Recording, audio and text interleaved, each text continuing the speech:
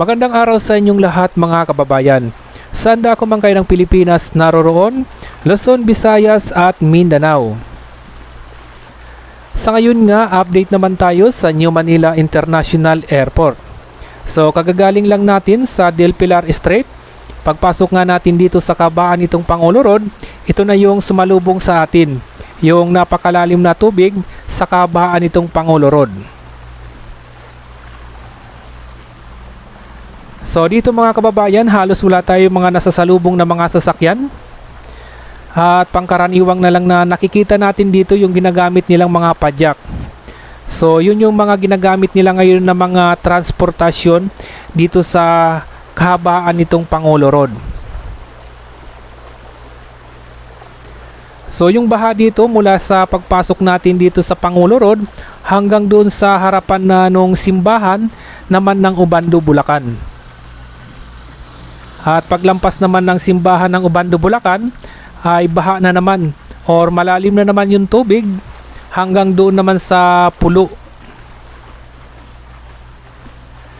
So bali naglalakad na lang yung mga tao dito mga kabayan.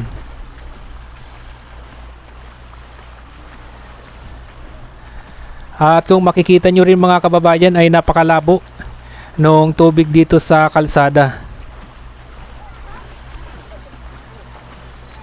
Alright, kung kayo mapapadaan dito, ingat lang kayo sa tabi dahil may mga manhole sa gilid nitong kalsada.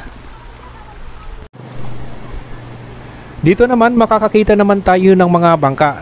At ito nga yung mga ginagamit nila sa mga area or lugar na malalalim na hindi na kayang daanan ng mga padyak.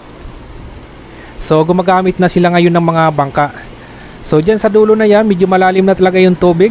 Kaya hirap nang dumaan dyan yung mga padyak. Sa ngayon naman mga kababayan, nandito na nga tayo sa harapan itong simbahan ng Ubando, Bulacan. So hanggang dito yung baha mula doon sa kanto ng Del Pilar Strait. At kung makikita nyo naman ay pinasok na ng tubig itong loob nitong simbahan.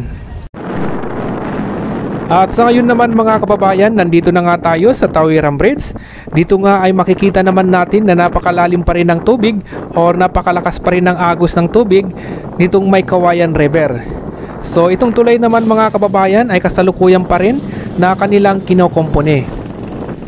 At mula nga dito magpapalipad naman tayo ng drone para makita naman natin yung itinatayong New Manila International Airport. Pero mga kababayan, pagpasensyahan nyo na itong ating drone shot dahil medyo malakas yung hangin kaya hindi tayo makakuha ng magandang footage.